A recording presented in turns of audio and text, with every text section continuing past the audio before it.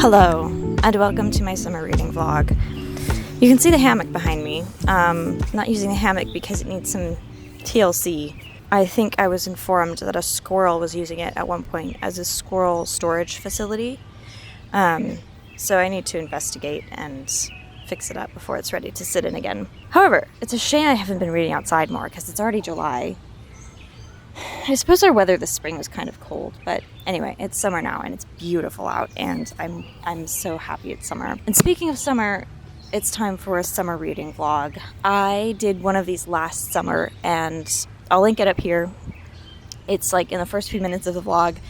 I did an American themed summer reading list last year and it was really fun. But some of the books I chose were really long and I actually didn't finish my summer reading until Christmas or like New Year's. It took me way too long.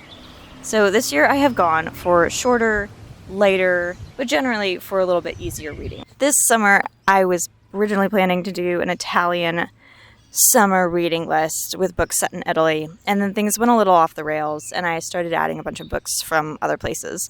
So it's kind of just like a Euro summer reading vlog. I know Europeans hate that term, but I'm an American, so I'm allowed to say what I want because free speech. Yeah, and I'm really, really happy with this list that's come together. Kind of on accident. I think I had one of these in advance, and then the other ones have all kind of come onto my radar, crossed my radar, entered my circle of thought. Two of them are recommendations from another booktuber, and I'll share her channel up here. It's just Olivia.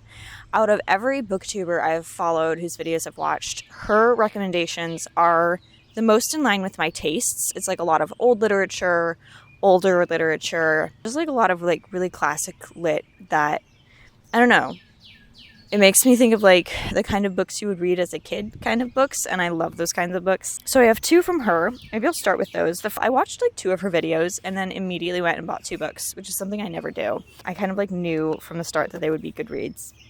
So the first one was The Enchanted April by Elizabeth von Arnim.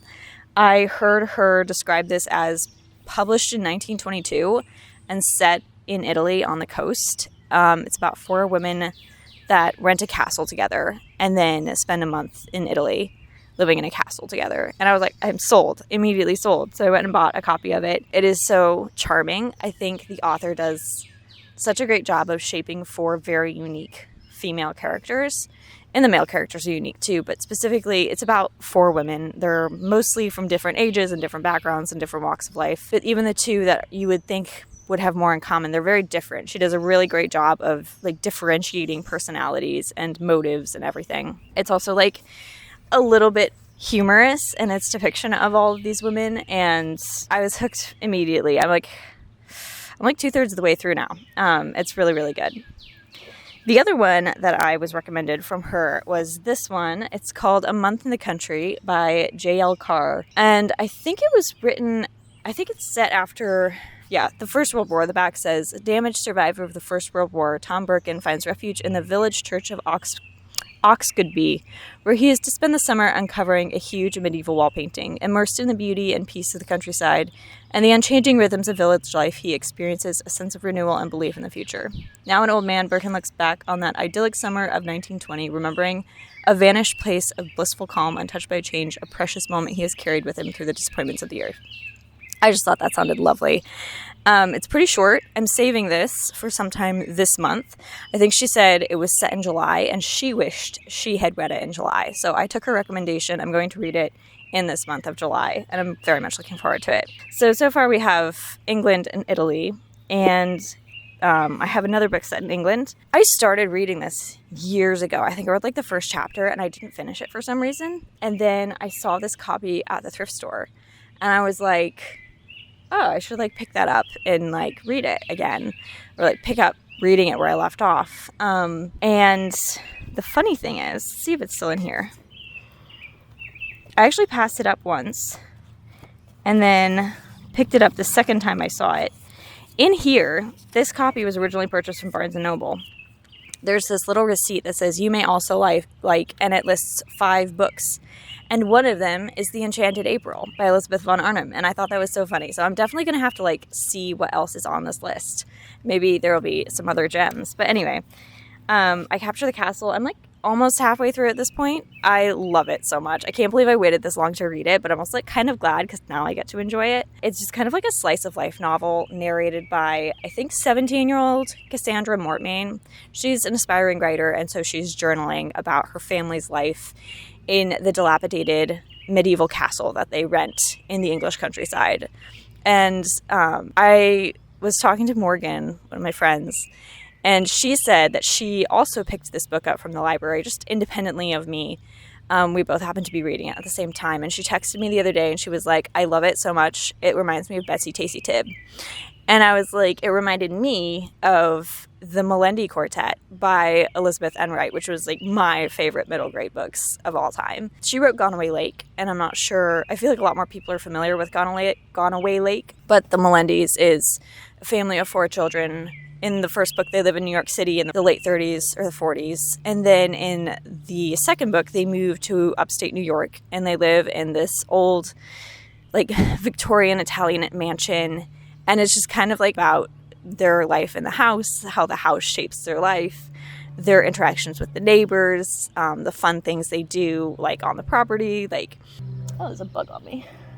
And this is feeling very much the same in that they have, like, their family, they have like a stepmother instead of a housekeeper, and they have like an adopted, like around the house, like hired boy named Steven, who kind of reminds me of Mark's character, and then there were 5. And they have like their friends, there's Miss Marcy, the librarian, and the vicar, and then they have the neighbors that move in, and she compares them to like the Bingleys moving into Netherfield Park at the beginning of Pride and Prejudice. So of course, you know, it's going to be good if there's that comparison. And it's just delightful. It's like quaint and funny. The characters are very relatable. They're all very well fleshed out. Cassandra's observations of people are like so witty and on point. I'm loving this book. I'm so glad I picked it up. I like haven't even finished it. I'd already give it 5 stars. And that leaves the 2 that I'm really, like, less familiar with at this point. I haven't started either of them. Well, actually, okay, I'm like a couple chapters into A Room with a View by E.M. Forster. I am familiar with this, first of all, because I know there's a movie starring Helena Bonham Carter and Julian Sands. And I haven't watched it because I wanted to read the book before I watched the movie, and I still haven't gone around reading the book. I picked up this 3-book volume at a thrift store a while back, and it has A Room with a View, Howard's End, and then a book I'm not familiar with at all called Maurice, all by E.M. Forster. So I'm going to read A Room with a View this summer, and maybe I'll get to Howard's End and Maurice at some point. It's about a young woman and her traveling companion in, I think, 1880s Florence, Italy, and I loved Florence when I went to Italy. I knew of this book before that trip, and then after that trip, when I realized that A Room with a View is set in Florence, I was like, now I really need to read it because it was one of my favorite places in the world that I've ever been. Also, in The Enchanted April, the castle they're staying in is on the Gulf of Spezia, which I think is near, north of, or south of Cinque Terre, which I've also been to. So it's just fun to like read these books in places that I've been, and I can kind of like picture them better, imagine myself there. The only thing about A Room with a View is that we've already met in like the first couple of chapters the young man who I believe is the love interest, and he seems to be like very disenchanted with the world. And Lucy, what's her name? Lucy Honeychurch. Lucy Honeychurch is like naive and impressionable and sweet. And so if it turns out to be a book about like I can fix him, I don't know how I'm going to feel about that, but I'm going to give it a try and we'll see how it is. And I guess I'll have to like update you guys. Maybe I'll do like a reading wrap up at the end of the year and I'll give you my final thoughts on all of these. Finally, we have this cheap like $2 paperback that I picked up at Half Price Books. It's a Mary Stuart novel, and I had a Mary Stuart novel in my last book vlog, but this summer I just wanted to be books that I knew I would enjoy reading and that I can really like get into and I'm excited about reading, and I love Mary Stuart. I've never read anything by her that I didn't like. This one is called Airs Above the Ground, and it's set in Vienna. It's like a spy story, and it has horses. So, like, that's all I know about it, but I think it sounds really good. I'm really excited to read it. So we have 2 books set in Italy, 2 books set in England, and 1 set in Austria and England, kind of, because all of Mary Stuart's books are about English girls. That is my summer reading list for 2025. If you're curious about my reading list for last year, I linked it above. I'll also just put a link below so you can go see what I read last year. And I'll link to all of these as well below. Leave a comment and tell me what you're reading this summer. I would love to get more recommendations for later in the year or for next summer. And tell me if you've read any of these books and what you thought of them. I'd love to hear from you. And I hope you all have a wonderful summer with lots of amazing reads in them.